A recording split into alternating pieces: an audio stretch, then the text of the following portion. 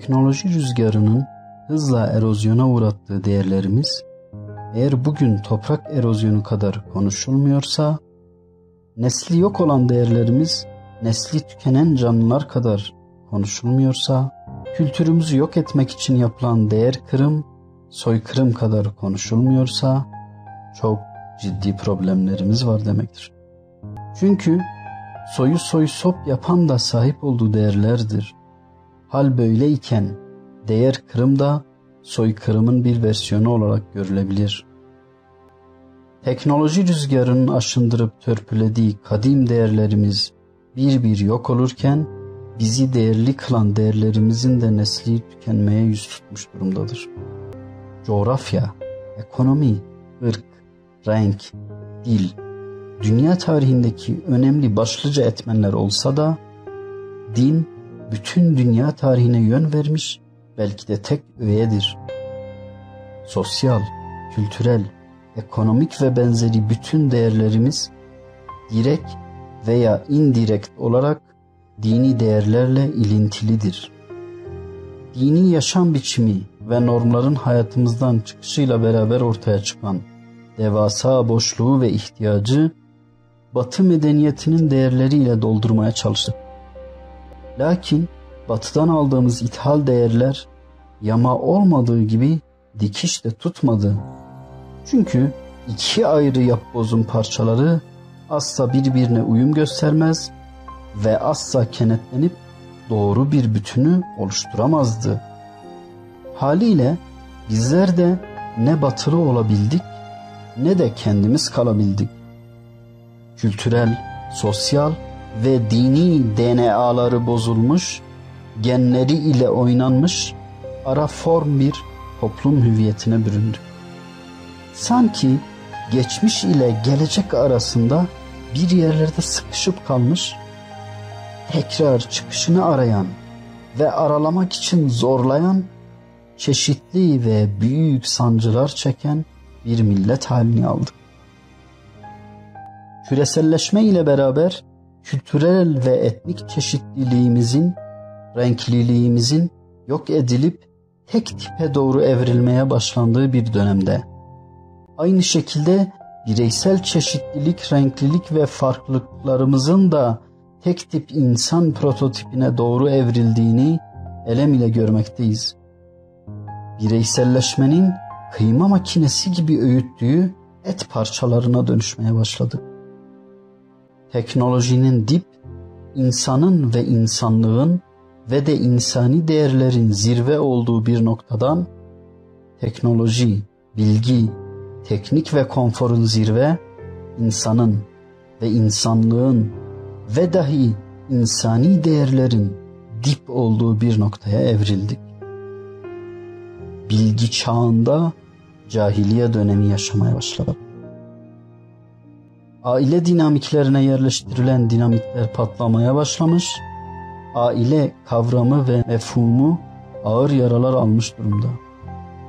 Boşanmalar, intiharlar, cinnetler, cinayetler, taciz ve tecavüzler, istismarlar had safhaya ulaşmış, insan olmanın, insanlığımızın utancı yavaş yavaş sinelerimize çöreklenmeye başlamış. İnsanlığımızdan utanacağımız o kadar fotoğraf karesi ve video şeridi var ki zihinlerimize kazınmış olan. İnsanlığımıza sürülen ve bulaşan lekeleri nasıl temizleyeceğini bilemeyen, hangi deterjanları kullanacağını şaşıran, tarihimize ve insanlığımıza bu kara lekeleri bulaştıranlardan kurtulamayan, nasıl kurtulacağını bilemeyen ve hali hazırdaki mevcut yasaların verdiği cezaların bu lekeleri silip çıkarmadığı, hayatın amansız ve acımasız, ilkesiz bir yarış ve mücadele halini aldığı bir çağdayız. Bütün dünyaya ve insanlığa medeniyet ve değer ihraç eden, üreten, buluş ve keşifler yapan bir milletten mutasyona uğramış, tüketici ve ithalatçı bir millet olup çıktık. Üretim kültüründen ziyade tüketici kültürünün öne çıktığı, tüketici bir toplum halini aldık. Ne varsa eskilerde var. Terennümünde bulunur sürekli. Çünkü başkalaşım geçirip bilim, teknoloji, ekonomi, sosyal, edebiyat, kültür, sanat ve benzeri bütün alanlarda üretici vasfından çıkıp salt tüketici bir topluma dönüşmeye başladık. O yüzdendir ki farkında olmadan sürekli eski yazar ve kaynaklara, eski şairlere, eski ilim ve bilim adamlarına ve eski sanatçılara atıfta bulunuyoruz. Artık ciddi manada ve uluslararası mecrada ne görsel, ne işitsel, ne yazınsal, ne yapısal, ne duygusal, ne de bilimsel yapıtlar üretemiyor, şah eserler çıkaramıyoruz. Durum böyle olunca da tarihte etken ve etkili bir milletten edilgen ve etkisiz eleman bir topluma dönüşüveriyoruz.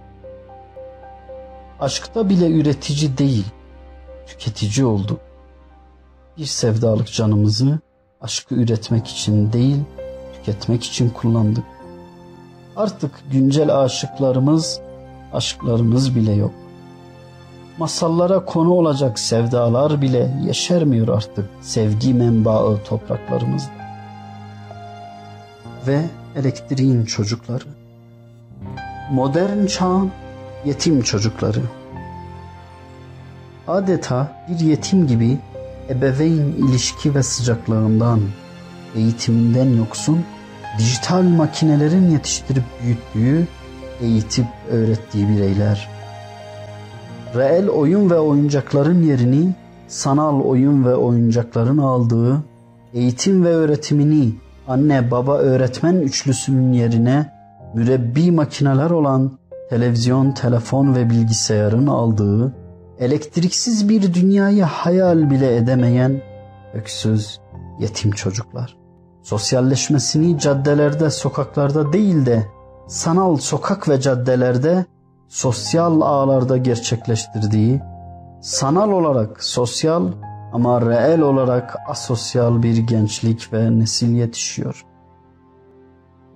En önce seyirci olmaya başlayan toplum, akıllı telefonlarla beraber sadece birer fotoğrafçı ve kameraman halini almaya başladı. Güvenliğin kalmadığı, güvenin olmadığı, adalet, vicdan, merhamet, kadirşinaslık, şefkat ve sevginin tükendiği, modern zamanların boşlukta sallanan ve savrulan robotiks, ruhsuz bireyleri oluverdik. Karşılıklı sevgi, saygı, hoşgörü, merhamet, sabır, tahammül ve anlayışın tükenmeye yüz tuttuğu bir zamandayız.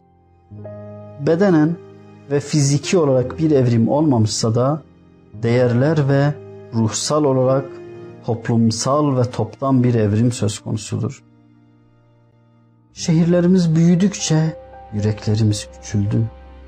Toprak evlerin insanın kalbi toprak gibi yumuşacıktı.